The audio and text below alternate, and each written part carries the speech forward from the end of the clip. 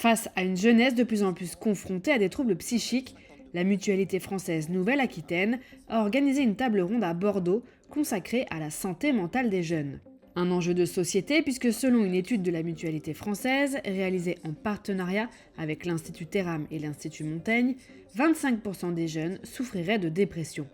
Un rendez-vous qui s'inscrit dans la dynamique de la santé mentale, grande cause nationale 2025. Cette rencontre, portée par la Mutualité française Nouvelle-Aquitaine, a réuni plusieurs acteurs engagés sur le terrain, professionnels de santé, responsables institutionnels et membres d'associations.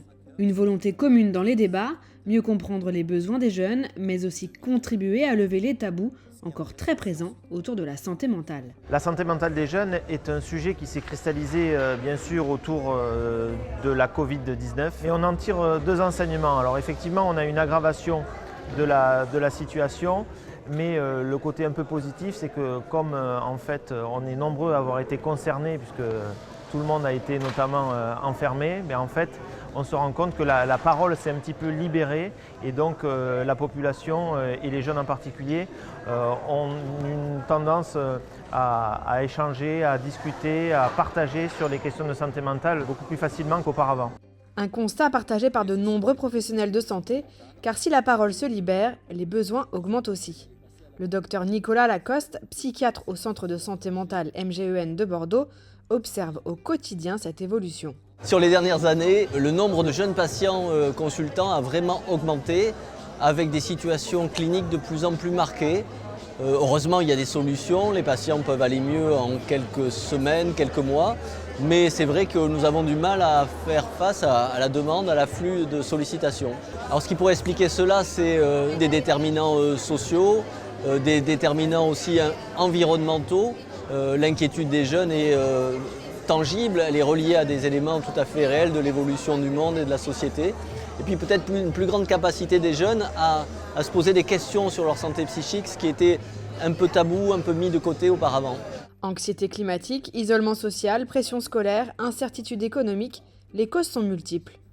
Face à cela, les acteurs publics entendent réagir. Pour Benoît Elbode, directeur général de l'ARS Nouvelle-Aquitaine, il faut intervenir à plusieurs niveaux, prévention, formation et accès aux soins. Aujourd'hui, pour améliorer la santé mentale des jeunes, la stratégie du ministère de la Santé que déploie l'Agence régionale de santé en région, c'est d'essayer de déployer des mesures avec des moyens qui soient les plus efficaces possibles à tous les niveaux. Comment on peut mieux prévenir, c'est-à-dire éviter que les jeunes tombent dans des problèmes de santé mentale. C'est notamment en déployant les compétences psychosociales très jeunes. C'est aussi mieux repérer les problèmes de santé mentale, par exemple avec les formations de premiers secours en santé mentale et les actions à l'école qui permettent de repérer les problématiques. Mais c'est aussi, une fois que ces problématiques arrivent, s'assurer que les jeunes ont une réponse coordonnée avec les bons professionnels en face d'eux, avec les bons dispositifs sur lesquels on peut s'appuyer certes sur les professionnels de santé, mais aussi sur les associations et tous ceux qui sont engagés pour aider nos jeunes à aller mieux et à essayer d'engager leur vie future de la meilleure façon qu'il soit. Former, c'est aussi donner les moyens à l'entourage, enseignants, familles, éducateurs, d'agir dès les premiers signes. C'est le cœur de la mission de l'association Premiers Secours en santé mentale qui a déjà formé plus de 230 000 personnes en France. Sa présidente, Muriel Vidalinck, milite pour une réelle déstigmatisation de la santé mentale. C'est important de reconnaître que la santé mentale, dont on parle depuis des années, c'est pas depuis le Covid, ça a accéléré, soit reconnue comme une grande cause, parce que la santé mentale fait l'objet de fortes stigmatisations. Quand je me casse la jambe, je me dis que je me casse la jambe. Quand je vais pas bien, à la question « ça va toi aujourd'hui ?», on répond « ça va ». Mais très rarement, les gens vous disent « eh ben non, ça va pas ». Parce qu'on n'ose pas. On n'ose pas parce qu'on est stigmatisé par son employeur, par l'équipe à laquelle on appartient, par ses proches. Donc c'est cette stigmatisation qui fait qu'il faut vraiment déployer des formations qui permettent de briser le tabou de la souffrance psychique. Et donc cette grande cause nationale en 2025, ça doit être le début de quelque chose. On ne ferme pas la grande cause au 31 décembre 2025 et on passe à autre chose. Il faut construire une feuille de route pour justement, sur toute l'échelle de la société, faire que la santé mentale soit intégrée dans notre façon de vivre et de fonctionner. L'ambition de l'association est d'atteindre 10% de la population formée, comme en Australie, où l'association a été créée en 1997. Aujourd'hui, les professionnels comme les institutions s'accordent à dire que la santé mentale ne peut plus rester le parent pauvre du système de soins. Bertrand Dupuy insiste sur cette nécessité de changement. De longue date, on se rend compte que la santé mentale, en fait, c'est un peu le parent pauvre. Alors, c'est le parent pauvre au niveau de la densité des psychiatres, ça a été dit ce soir.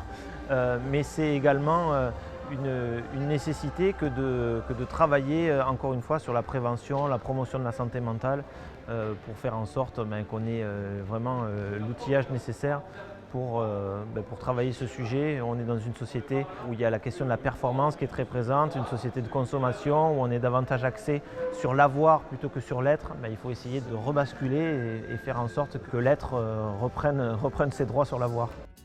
De cette table ronde ressort une dynamique forte et partagée, renforcer l'éducation à la santé mentale dès le plus jeune âge, soutenir les proches aidants, améliorer l'accès aux soins, mais aussi changer durablement le regard de la société sur la souffrance psychique.